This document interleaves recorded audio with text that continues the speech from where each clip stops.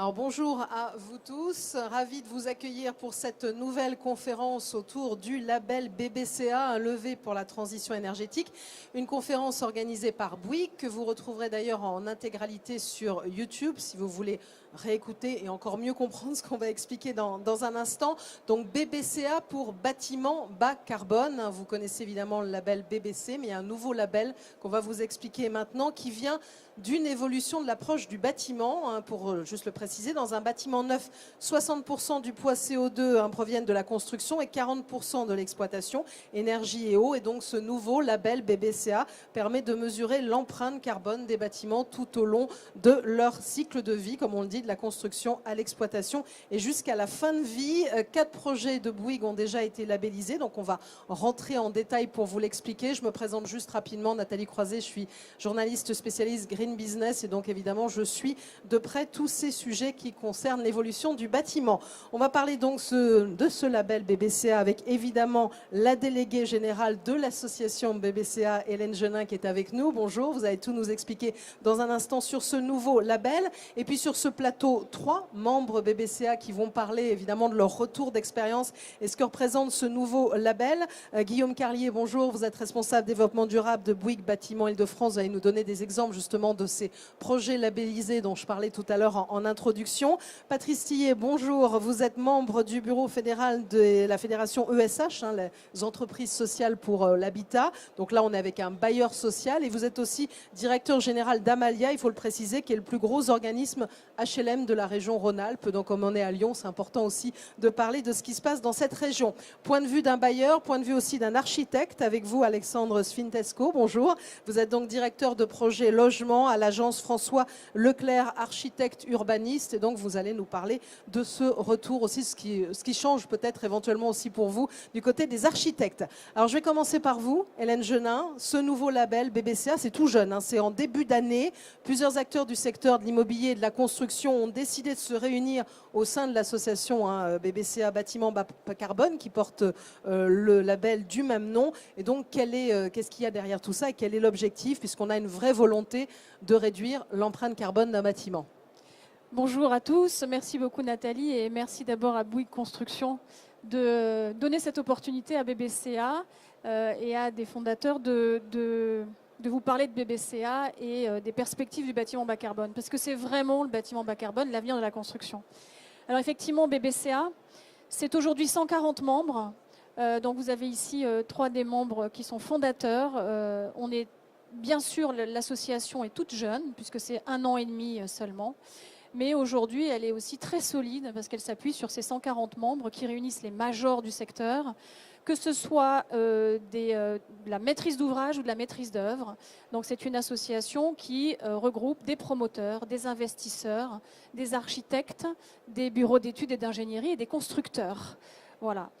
Sur une initiative et une initiative privée, dont l'objectif est réellement de faire bouger les pratiques de construction pour évoluer vers des pratiques bas carbone qui répondent aux enjeux aujourd'hui du réchauffement climatique qui sont excessivement ambitieux, comme le rappelle la loi de croissance, la loi de transition énergétique pour la croissance verte et les ambitions de la stratégie nationale bas carbone. L'objectif de BBCA, donc, c'est de faire bouger les lignes, de faire prendre conscience de cette urgence à modifier les pratiques, développer également la connaissance sur le bâtiment bas carbone, ou développer également des outils de mesure pour cela, et le label BBCA en est un acte fondateur, avec un objectif in fine qui est d'inciter à construire bas carbone.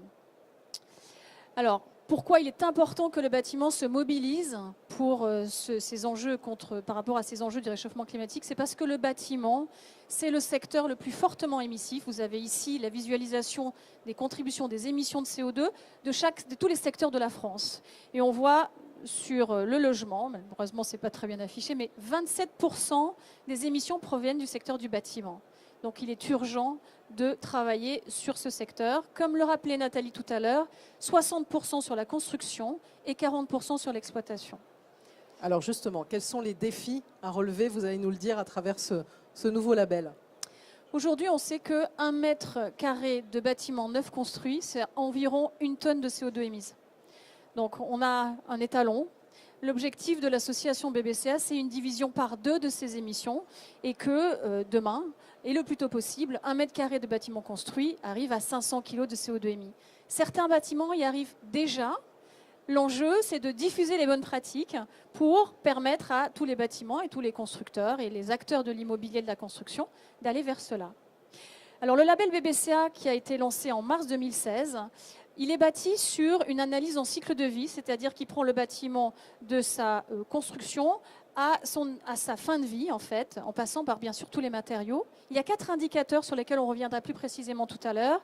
La construction, une construction raisonnée, une exploitation maîtrisée, auxquels s'ajoutent 2 autres indicateurs, le stockage carbone et l'économie circulaire. Ces 4 indicateurs permettent réellement de déterminer quelle est l'empreinte carbone d'un bâtiment et de déterminer si un bâtiment réellement atteint ou non un score vertueux. Le label BBCA a été aujourd'hui en fait évoluera prochainement. BBCA en fait fer de lance de la construction bas carbone participe au comité de pilotage qui travaille sur la future réglementation de l'État, la future réglementation 2018-2020. Et donc nous allons très prochainement lancer une V2 du référentiel BBCA intégrant une harmonisation de la méthodologie sur la construction et l'exploitation. Alors, donc en mars 2016, le label BBCA a été lancé. Donc, il permet d'attester de l'exemplarité d'un bâtiment en termes d'empreinte carbone et réellement pour un acteur, un promoteur ou un acteur de valoriser son exercice en se montrant comme pionnier en fait, de cette construction bas carbone. Le label BBCA existe aujourd'hui pour les logements collectifs et les bureaux avec 3 certificateurs qui le délivrent, Cercal et Promotelec Service pour le logement et Certivea pour les bureaux. Ça n'est qu'une première étape puisque d'autres projets sont en cours d'élaboration.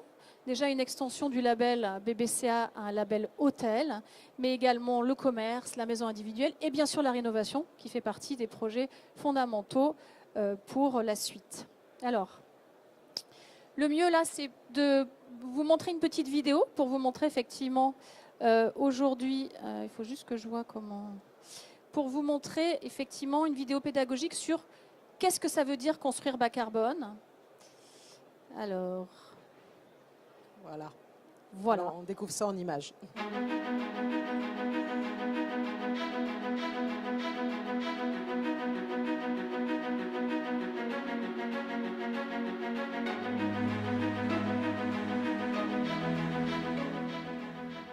La COP21 s'est fixée pour objectif de limiter le réchauffement climatique à 2 degrés. Pour cela, il nous faut impérativement diminuer nos émissions de gaz à effet de serre et en priorité de carbone. Si nous n'y parvenons pas, les conséquences pourraient être catastrophiques pour l'humanité. La montée du niveau des océans entraînerait la disparition de villes construites sous le niveau de la mer, comme Miami, New York, Tokyo ou encore Amsterdam. La multiplication des sécheresses, des typhons, des inondations conduirait à l'explosion de la pauvreté, de la malnutrition, des maladies. C'est aujourd'hui qu'il faut agir. L'objectif est de réduire nos émissions de 40% à l'horizon 2030. Le bâtiment, secteur le plus émissif avant même celui du transport, est une priorité. 1 mètre carré de bâtiment neuf construit, c'est environ 1 tonne de carbone émise. 60% provient de la construction, 40% de la consommation énergétique. Pour la construction, ce sont les matériaux, et en premier lieu ceux utilisés pour les fondations, la structure et la maçonnerie, qui pèsent le plus. Pour diminuer l'empreinte carbone, il faut tout d'abord privilégier l'usage de matériaux bas carbone, comme l'acier recyclé, le bois, le béton bas carbone. La sobriété, le combat contre le gaspillage et les déchets sont déterminants. A-t-on besoin de mettre un revêtement supplémentaire sur un sol en béton? Doit-on absolument poser un faux plafond quand il est possible de laisser la structure apparente? Un bâtiment bas carbone, c'est aussi un bâtiment bien isolé, avec une consommation énergétique réduite et qui utilise, dès que possible, des énergies renouvelables. Biomasse, géothermie, solaire, mais aussi électricité bas carbone ou biogaz. Un bâtiment bas carbone doit également intégrer le stockage carbone, caractéristique des matériaux biosourcés. Pour grandir, arbres et plantes absorbent de l'eau, du gaz carbonique, de la lumière. Ils rejettent ensuite de l'oxygène mais conservent le carbone. C'est ce que l'on appelle la photosynthèse. 1 mètre cube de bois c'est 1 tonne de carbone stocké. Les matériaux de construction biosourcés constituent donc de véritables stocks de carbone pendant toute la durée de vie du bâtiment. Leurs applications sont multiples: murs, planchers, isolation, façade, fermeture. Une autre pratique bâtiment bas carbone, c'est utiliser dès que possible des matériaux recyclés. Un bâtiment bas carbone, c'est aussi une construction pensée dès sa conception pour être démontée, transformée et si possible réutilisée pour un autre usage dans une seconde vie. C'est ce que l'on appelle l'économie circulaire. Construire bas carbone, c'est s'engager pour le climat. L'association BBCA agit pour le développement du bâtiment bas carbone et vise une division par 2 des émissions du bâtiment. Le label BBCA permet d'identifier les bâtiments à l'empreinte carbone exemplaire. Le bâtiment bas carbone, c'est l'avenir de la construction en France et dans le monde.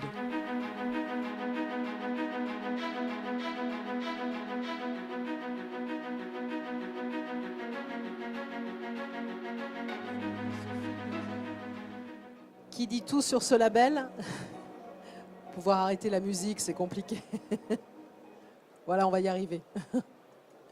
Je vous laisse reprendre la parole. Hélène Alors Jovin. donc en fait, ces pratiques bas carbone ont été mises en œuvre pour partie ou entièrement par des premiers bâtiments labellisés. L'association a célébré les 15 premiers lauréats BBC en juillet 2016. Et ces bâtiments labellisés ont à minima réduit de 25% leur empreinte carbone par rapport au parc moyen actuel.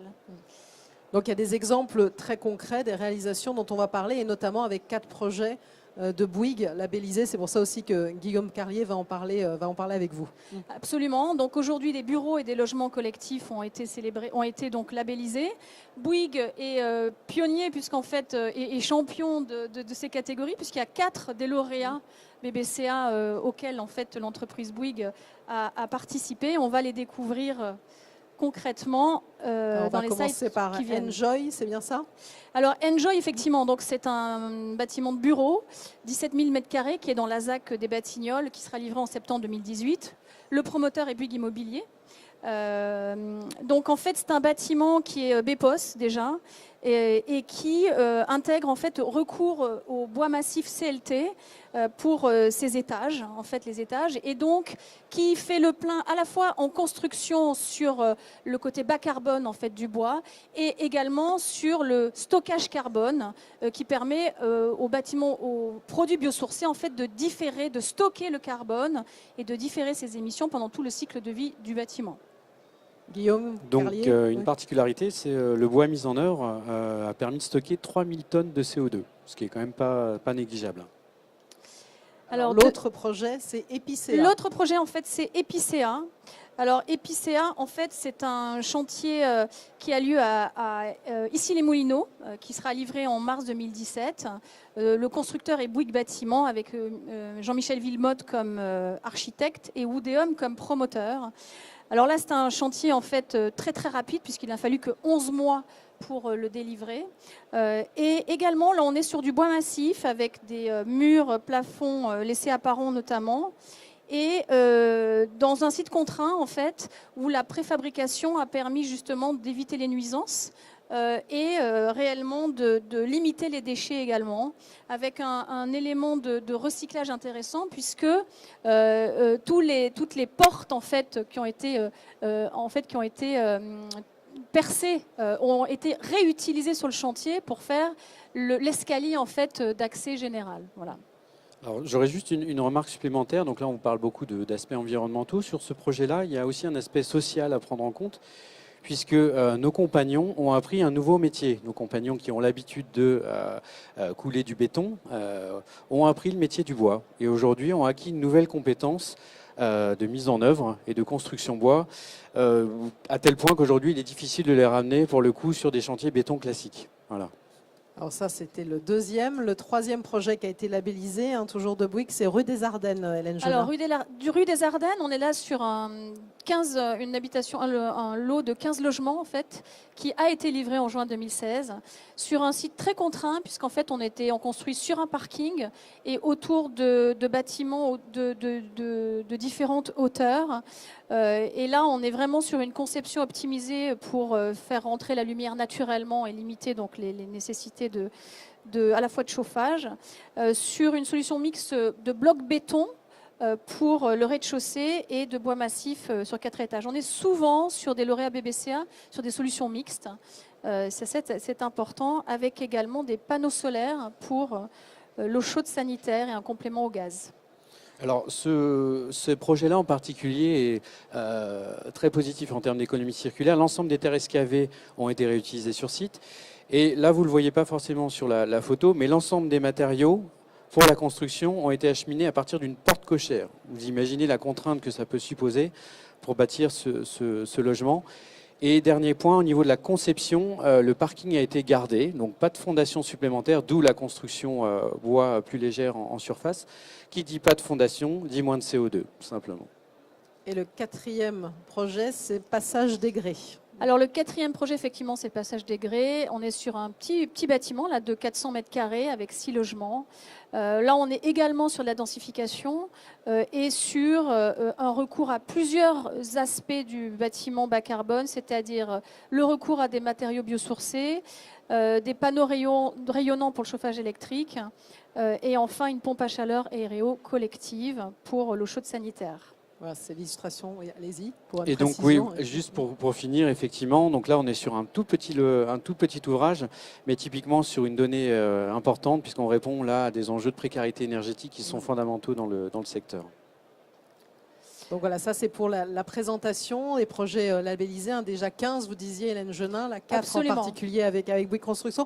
Juste un petit mot peut-être pour préciser comme quoi c'est un sujet qui évolue beaucoup. Le ministère de l'Environnement travaille actuellement à un label, justement énergie carbone, qui n'a rien, on n'est pas dans une concurrence ou quoi que ce soit, au contraire, il y a vraiment, on peut dire que ça peut être complémentaire et qu'il y a une vraie volonté en tout cas d'évoluer dans l'univers du bâtiment, il faut bien le préciser. Alors, ce qui est extrêmement important, c'est que l'État, le 17 novembre, a lancé une phase d'expérimentation de la future réglementation 2018-2020. Le point extrêmement important, c'est que le carbone est devenu une priorité aux côtés de l'énergie. La future réglementation, elle sera énergie carbone. Le deuxième point important, c'est qu'il y a une phase d'expérimentation. Bien sûr, les lauréats BBCA feront partie de cette phase d'expérimentation et seront réellement les champions de la construction bas carbone, parce que BBCA réellement va valoriser des bâtiments qui ont fait un effort sur le bas carbone, et ce n'est pas forcément le cas pour les premiers niveaux du label BBCA, du label d'État, énergie positive et réduction carbone. Donc vraiment, le BBCA va bien au-delà et est aux côtés des champions qui font avancer la construction bas carbone. Voilà, le fer de lance du bâtiment bas carbone, Exactement. On peut le définir comme ça. Alors justement, on va re-rentrer en détail avec vous et avec évidemment les autres intervenants qui sont là, qui représentent à la fois, on va dire, le point de vue des bailleurs et celui des architectes sur ce point de vue-là. Donc on va commencer par parler, comme on le voit derrière, finalement, sont les indicateurs de la construction raisonnée. Peut-être un mot, Hélène Genin, pour rappeler ce qu'il y a comme ambition derrière, et je passerai la parole évidemment à nos autres intervenants. Alors effectivement, la construction raisonnée, elle est importante parce que c'est 60% des émissions de gaz de CO2. Donc il est fondamental de ne pas limiter le travail sur l'énergie, mais travailler prioritairement les matériaux de construction quand on construit, puisque c'est l'élément fondamental de ce poste-là.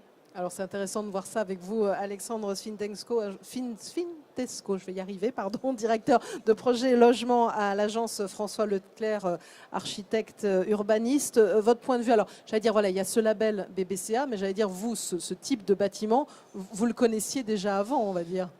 Oui, en effet, c'est une réflexion qu'on a depuis longtemps, la question de construire bas carbone autour de bâtiments assez variés, notamment des lycées, où on a commencé à travailler en bois, en travaillant sur des matériaux mixtes. Et aujourd'hui, l'arrivée du label bas carbone nous permet d'avoir une logique beaucoup plus claire dans la manière dont on veut avancer sur des bâtiments bas carbone. On est en train de travailler actuellement sur un campus à Nanterre qui fait aux alentours de 120 000 m² de bureaux. Donc on est sur des éléments assez grands.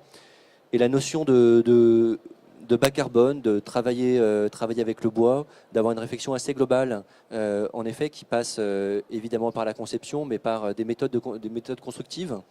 Les méthodes constructives qui sont souvent du bois, qui sont aussi souvent des questions de mixité de matériaux, puisque l'objectif, je pense, est toujours de garder chaque matériau pour ses qualités propres et regarder comment on peut être le plus économe possible en utilisant chaque matériau pour ses propres qualités. Et puis ensuite, il y a toute la question de la conception et puis la vie du bâtiment. Mais aujourd'hui, c'est véritablement pour nous une méthode de conception qui va au-delà juste de construire en bois, vraiment une manière de se projeter aussi dans l'avenir sur des modes constructifs. Alors vous disiez que vous travaillez sur un campus, vous avez aussi d'autres bâtiments, des lycées, on va dire, qui auraient pu être labellisés. Est-ce que vous pouvez donner des exemples aussi concrets, on le voit ici, de la construction, ce qui a été élaboré? Oui, tout à fait. Alors, on a construit un lycée en Île-de-France, à Savigny-sur-Orge, qui est aujourd'hui le plus grand lycée d'Île-de-France, qui était une extension, réhabilitation et extension d'un lycée, où on a travaillé entièrement en bois. Là aussi, on était en CLT. Alors, c'est un bâtiment qui a été livré il y a de cela 6 ou 7 ans, donc bien avant l'existence du label BBCA, qui aujourd'hui ne porte pas sur des équipements publics, mais qui pourra peut-être un jour porter sur ce genre d'équipements qui sont aussi, puisque la puissance publique est aussi très présente dans la construction en France. Donc on a travaillé depuis très longtemps sur ces sujets-là. On a travaillé sur des sujets à Nantes. On a un lycée qui fait 25 000 m², qui est le lycée international de l'île de Nantes, où là on a travaillé avec des solutions mixtes, notamment des planchers bois-béton, des structures bois. On a travaillé aussi sur le métal pour là aussi avoir pour chaque matériau, utiliser chaque matériau pour ses propriétés. Et puis dans le logement aussi, on a des bâtiments en bois, notamment à Ris-Orangis, où on a un bâtiment mixte avec des éléments très variés qui sont du béton, de la brique constructive, ainsi que des façades bois. Où là aussi on a essayé d'utiliser chaque matériau pour soit l'inertie du béton, soit le côté très isolant du bois. On avait notamment participé à d'autres éléments qui étaient EDF qui lançait des concours bas carbone qui sont lancés depuis un certain temps et qui permet aussi aux architectes de réfléchir à la question de comment construire bas carbone depuis un petit bout de temps, et je pense que le label arrive à point nommé. Alors c'est intéressant aussi, c'est de faire réagir du côté du bailleur avec vous, Patrice Tillet, donc, qui est membre du bureau fédéral de la Fédération des EHH, entreprise sociale pour l'habitat. Alors vous, évidemment, vous regardez quand même aussi de près la construction du bâtiment et la construction raisonnée dans le cas de ce label BBCA. Oui, les organismes HLM participent énormément à la construction. Hier, la ministre Emmanuelle Causse annonçait 140 000 agréments pour le logement social. Ça veut dire 140 000 logements qui ont été autorisés en construction en 2016, ce qui est quand même énorme par rapport à un peu plus de 400 000 logements qui ont été autorisés au global, au niveau national. Donc on voit la contribution des organismes HLM. Ça représente aujourd'hui, le parc HLM, c'est un peu plus de 4 millions de logements, et un taux de croissance de 2,3-2,5%. Donc ça veut dire une opportunité de s'interroger sur notre métier de maître d'ouvrage, et de s'interroger aussi avec les maîtrises d'œuvre et puis aussi avec les entreprises de construction sur ce que nous pouvons faire avec cette puissance de feu, j'allais dire, en termes de construction et de volume, pour réduire l'empreinte écologique de notre activité, puisqu'Hélène Genin l'a bien dit, nous avons cette responsabilité partagée, responsabilité sociale, d'impacter l'environnement des populations futures avec notre construction de logements. Et ça vous permet aussi peut-être d'y voir plus clair, peut-être d'avoir, entre guillemets, si on peut dire, moins peur, d'aller vers des dispositifs un petit peu plus innovants aussi. Ça aussi pour vous c'est important? Alors j'allais dire, dans le logement social, même pas peur.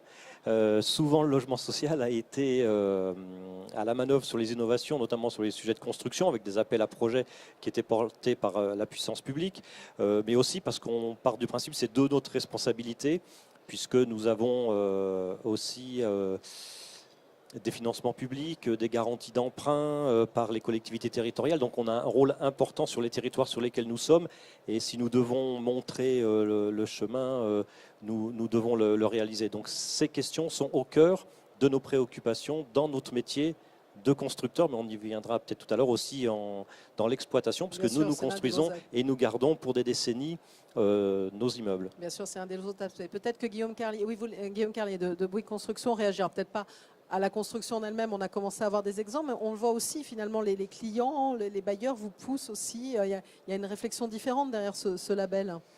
Je dirais que c'est à nous d'être aussi force de proposition pour le coup. Moi j'irais jusqu'à finalement les offres de rupture. Il faut qu'on aille jusque-là aujourd'hui. En commençant par l'aménageur, tout simplement. On a les filiales qui travaillent sur le sujet avec un très bel exemple dans le cadre de Réinventer Paris, avec l'offre de Link City, et l'Évangile en zéro exploitation, zéro carbone exploitation.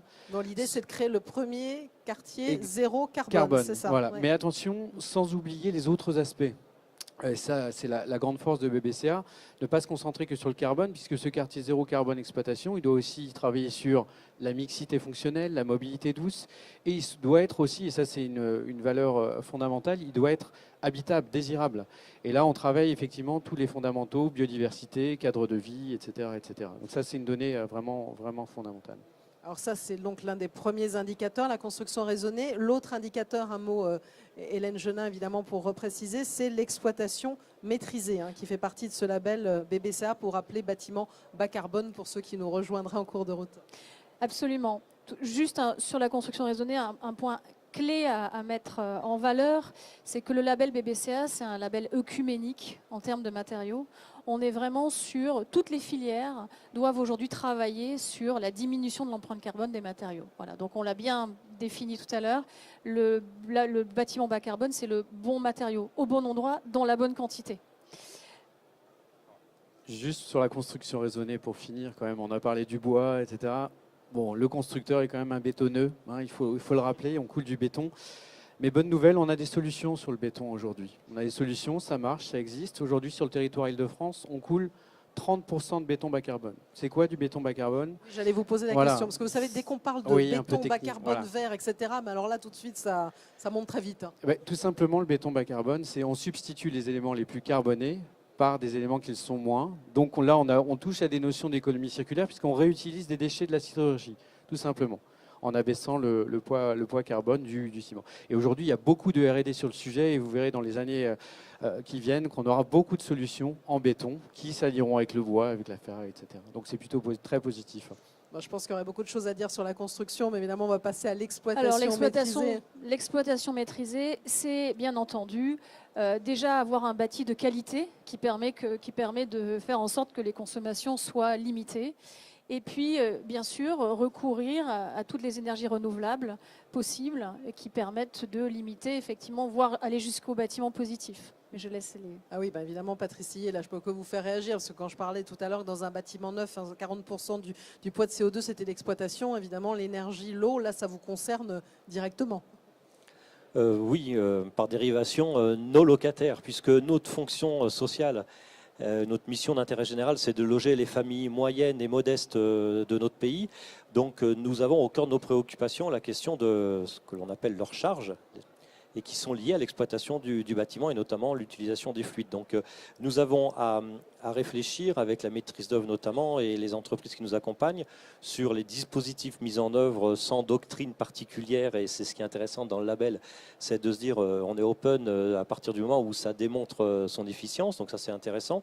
Et puis on a un véritable enjeu dans la maîtrise des consommations durables et en même temps de sensibilisation de nos locataires et de vérification a posteriori de l'efficience promise.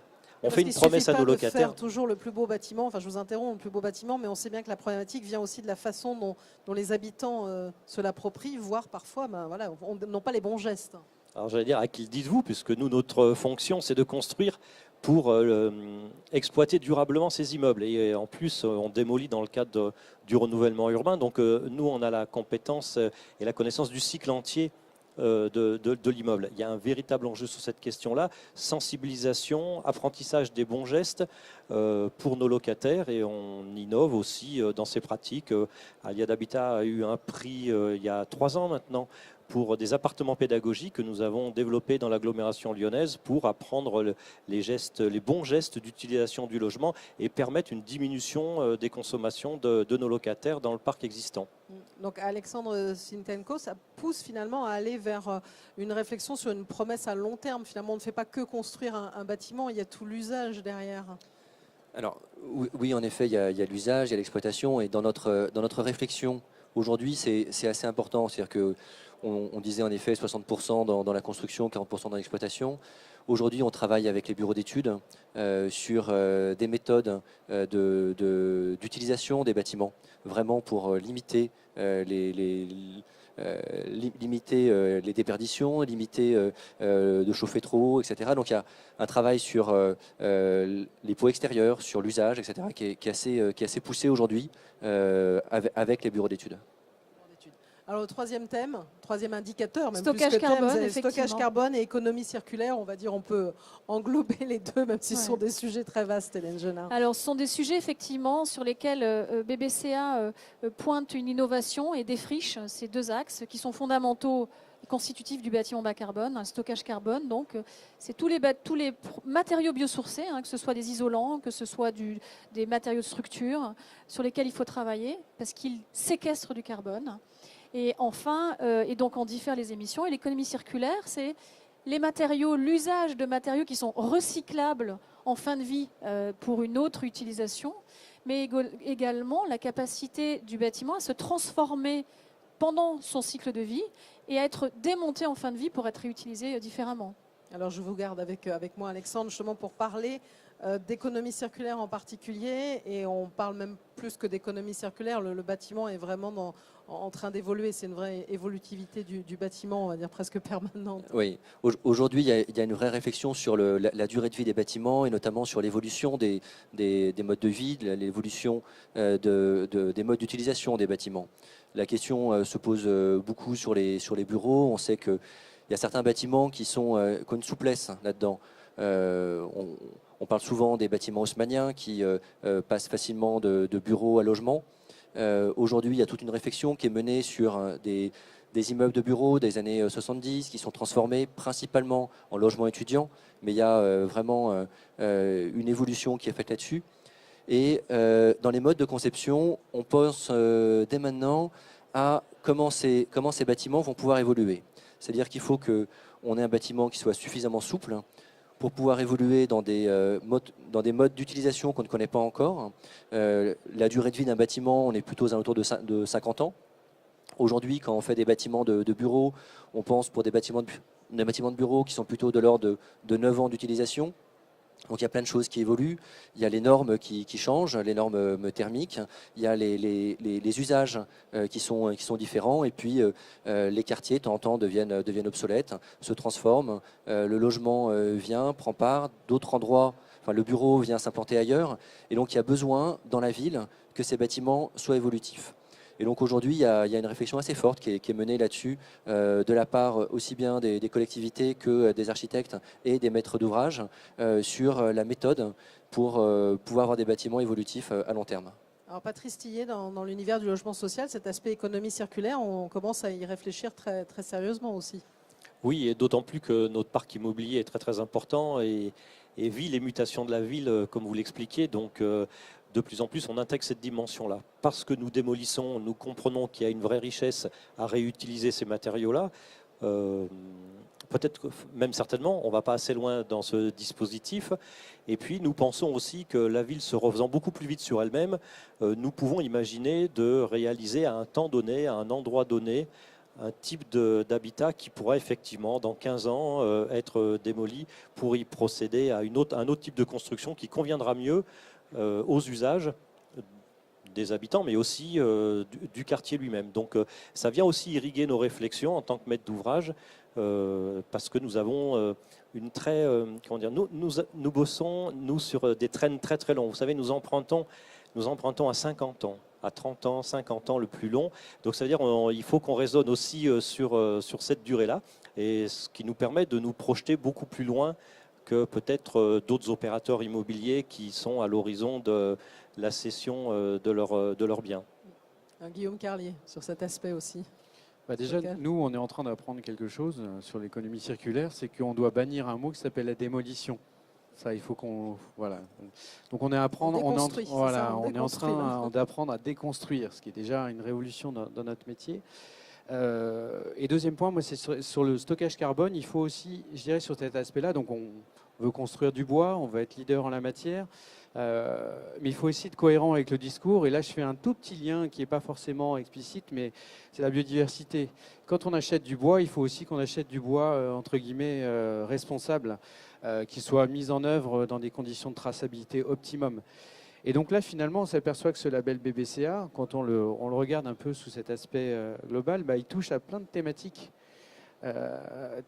L'économie circulaire, la biodiversité. Et finalement, qu'est-ce qu'il fait? Il apporte aussi un lien de cohérence sur le sujet. Voilà.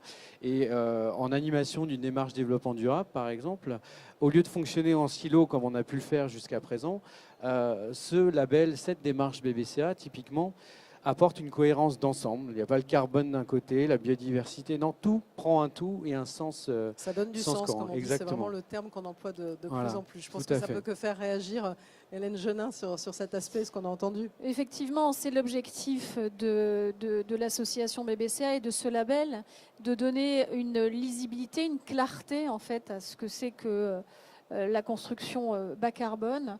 Et c'est ce qui aussi a poussé BBCA à lancer ce label monocritère. On ne parle que de carbone, mais on a une approche totalement globale et totalement synthétique sur cet enjeu-là.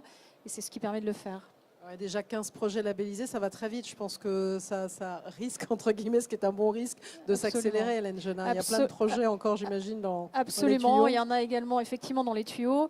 Et nous avons le projet de faire un nouveau grand événement à la fin du premier trimestre 2017 pour notre deuxième session de lauréat BBCA. Voilà. Alors, il y a sûrement des questions. Ça doit susciter des questions, ce label. Ce nouveau label BBCA bâtiment bas carbone, n'hésitez pas. On peut même vous transmettre un micro si vous entendez correctement votre question. Et non, tout le monde a été très clair, vous voyez, c'est impeccable. Ah voilà, c'est toujours la première question qui est compliquée. Peut-être qu'on peut essayer de vous transmettre un micro. Merci beaucoup. Parce qu'on vous entendra mieux, il y a un petit peu de brouhaha autour tout de même. Allez-y, je vous en prie.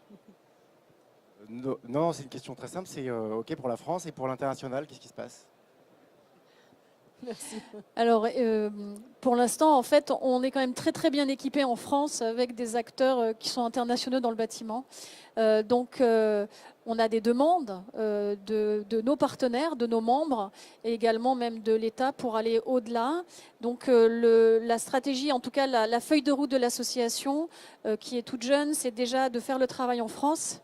Et puis ensuite, après, de l'exporter, probablement avec ses membres, et aller au-delà. Mais voilà, donc en tout cas, la feuille de route 2017, c'est de continuer le travail sur toutes les typologies de bâtiments et la rénovation, bien sûr.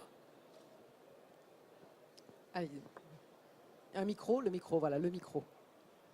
Allez-y. Pour en rester au sujet de l'international, est-ce qu'il y a des pays qui sont exemplaires sur le sujet? On pense par exemple, pour ce qui concerne le bas carbone, aux pays nordiques, à l'Allemagne, etc. Mais pour l'économie circulaire, est-ce qu'il y a des gens qui ont travaillé en dehors de la France également? Je crois que vous avez tout dit, là. Les pays nordiques, bien sûr, sont exemplaires. Les Pays-Bas, ça fait belle lurette, qui sont sur le sujet. Ils ont pris une avance colossale. Je dirais que, alors c'est pas forcément une excuse, mais quand même, ce qu'il faut reconnaître à ces pays-là, c'est qu'ils ont une volonté d'innovation dans un cadre flexible. Voilà, ce qui leur donne la possibilité de travailler, d'expérimenter, de tester, de se tromper. Ça, c'est très important. Ce qu'ils ont initié depuis maintenant des années.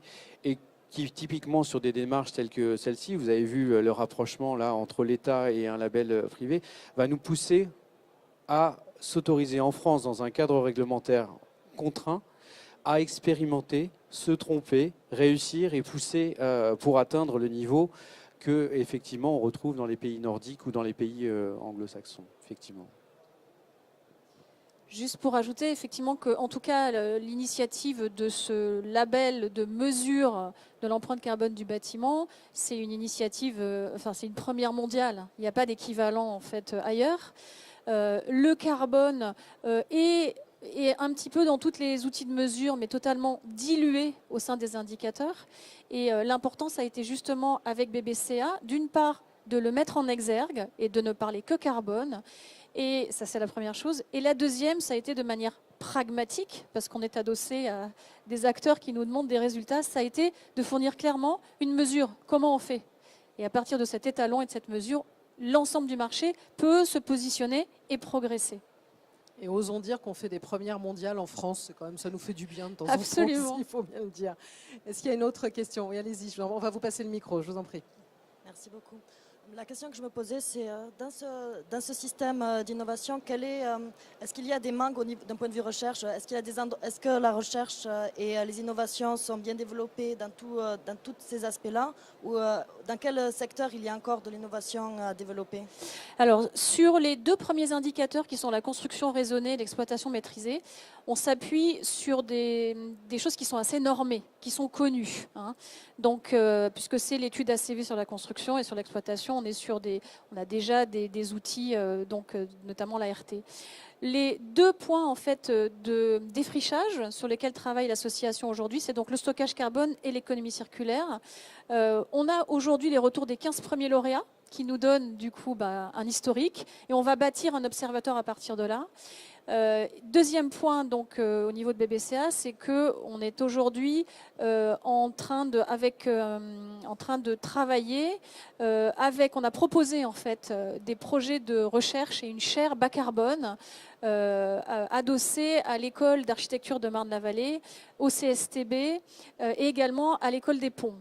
Donc voilà, c'est des sujets, on souhaite en tout cas sur 2017 arriver à loger quelque part, et d'ailleurs Bouygues fait partie des acteurs en fait, qui ont soutenu ces démarches-là, pour effectivement loger quelque part dans la sphère scientifique des chercheurs qui nous aident à réellement structurer des connaissances sur le stockage carbone et l'économie circulaire qui fassent référence et qui soient partagées par tous.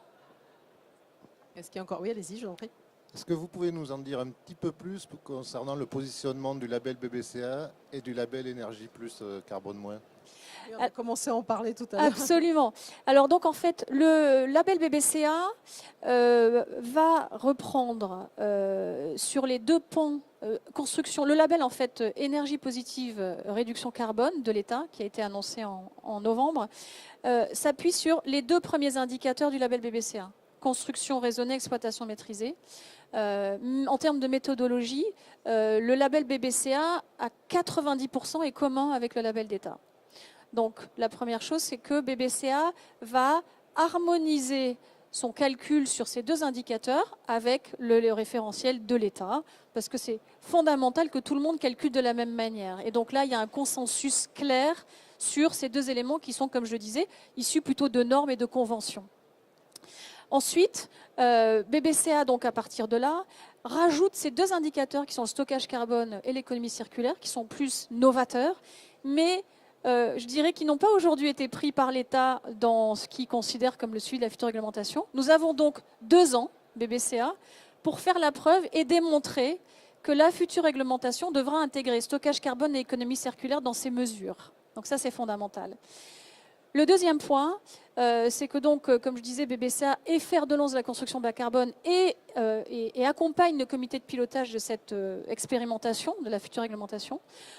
On regrette, ceci dit, que l'affichage énergie positive carbone, réduction carbone, soit dans ce label d'État, soit délivré à des bâtiments qui n'ont pas fait réellement d'efforts sur leur construction et leur mode de construction carbone. Aujourd'hui, le bâtiment qui se verra avoir le label d'État sur carbone 1 est juste un bâtiment qui aura fait une étude ACV. Et ce ne sera pas un bâtiment qui aura réellement fait avancer les choses et mis en œuvre des pratiques bas carbone. Pour nous, c'est un problème au niveau BBCA parce que c'est un affichage trompeur d'une performance carbone qui n'existe pas, qui n'est pas réelle. Et donc, BBCA réellement reste sur les champions, ceux qui vont faire avancer la pratique, et donc va commencer au niveau le plus élevé du label d'État, c'est-à-dire carbone 2, et va mettre ses seuils à partir de carbone 2 et au-delà. Donc voilà, en termes de positionnement. Ça fera peut-être bouger les lignes. Alors il y a le temps pour une dernière question éventuellement. Alors allez-y pour la dernière. Oui, je voulais simplement savoir quels sont les organismes qui sont en mesure de certifier la teneur en carbone.